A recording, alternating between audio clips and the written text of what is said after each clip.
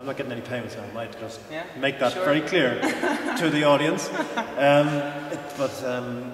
The conversion period gives you quite a generous per hectare payment. Do you grow, like, I don't know where you live or what? I live in Balbriggan, which is 20 miles north of Dublin, near Drogheda, seaside. So do you grow in your back garden, or do you have a Yes. allotment, or No, I have an acre? I have 0.0012 of a hectare. So is it worth your while going into conversion, or No. do you Oh no. I mean, it's certainly not. Just doing it It's for not. It's yourself? not commercially.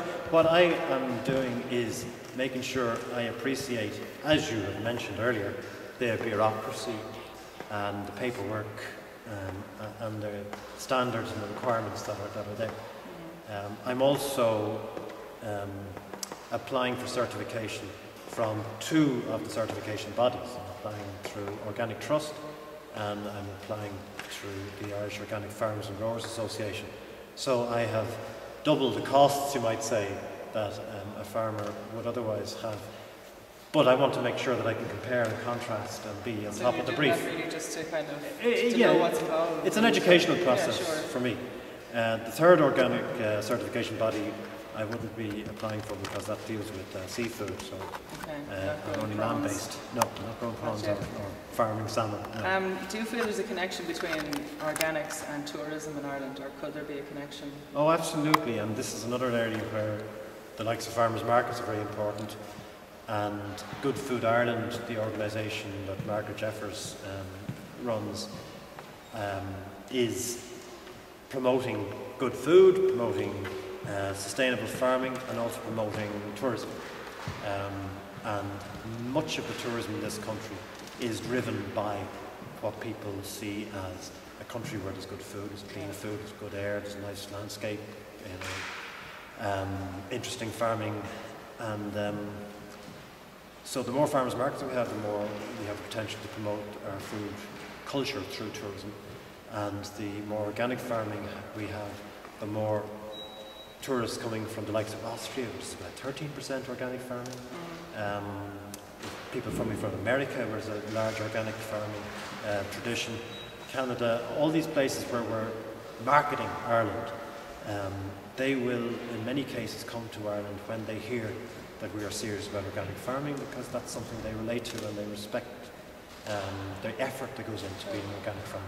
I've met people who've come from, say, America and France now to study cheese making in Ireland, or to learn cheese making here.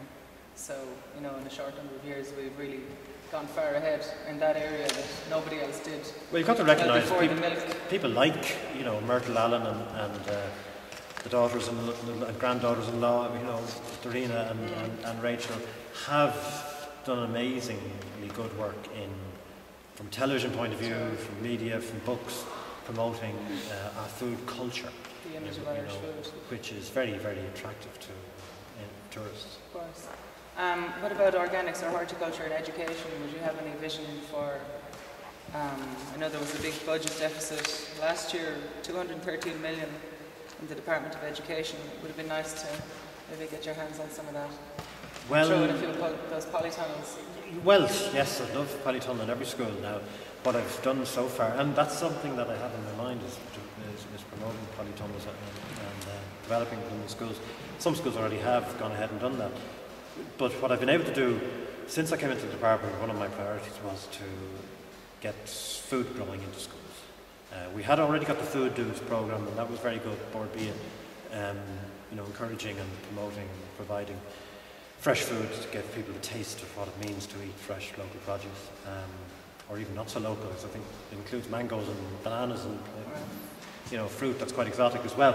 However, what I wanted to do was also to take advantage of, for example, the United Nations in 2008 declared that year to be the year of the potato.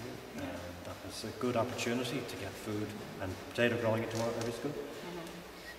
How did it take off? How did the kids respond? Hugely positive and very enthusiastic.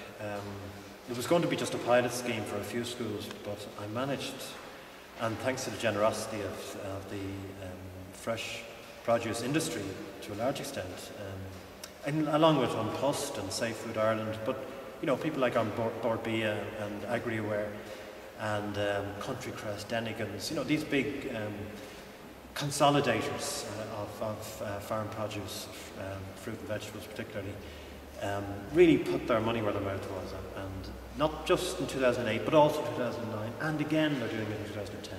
And we've developed it from the Meet the Spuds campaign, which was obviously just the potato, to the Incredible Edibles, and that is growing 5 types of fruit and veg because of the dietary message, which is already out there but needs to be promoted more, that 5 portions of fruit and vegetables per day is a basic minimum requirement for good health, and you know, counteracting obesity and some of the problems that come from that, diabetes type 2 and various very that would difficult bring me to problems. my next question. Organics or fresh, you know, locally grown fruit and veg in connection with healthcare and the healthcare system as a bigger picture. And we don't tend to really equate what we put into our bodies with, you know, not going to hospital. You're giving me the opportunity of saying it, and I take this opportunity with both hands, that the obesity report had a figure of the cost to this country in terms of obesity, whether it be the funeral costs from early, you know, mortality or days lost at work, or the healthcare costs of diabetes type 2. 4 billion is what they put on it now. Now I'm spending 87 million this year on organics. Now that, in terms of investment, if the food message can get through that more fresh fruit and vegetables is worth growing and worth eating, and reminding people of that, we will be saving a vast amount on the other end through our health system. So it really makes a lot of financial sense as well as typically diet. People in more disadvantaged areas tend to spend more on food but eat more prepackaged food. Processed. The need for education in those sectors or parts of society, I suppose, or areas, seems to be stronger. It's very easy for, you know, middle class areas to get good education. Yeah. But the balance is very, you know, it's not there. Well, that's why the universality has to be the name of the game here. That's why I was determined that all of the food programs would not just go to places that put their hands up and said, we're interested in food. Chances are they're already doing it, and they're already predisposed to what the message is. And they're probably already getting fruit and veg every day and a decent dinner. Yeah, and long may they eat more. I mean, 5 is not enough. I'd say, 10 a day, 12. That's what I say, aim for 10 and then you might get 5 or 6. Yeah, so it's all a learning curve no matter where you are on that curve. But you're right though, the areas of greatest disadvantage tend to be the areas that need the most. Tend to be the ones eating the Cadbury Smash. Yeah. But the programs that both local authorities, AgriWare, are focusing on, in many cases are the more disadvantaged areas, because for that very reason that you need to concentrate and put in the effort and invest in those areas. And that's something that I'm keen to continue to do.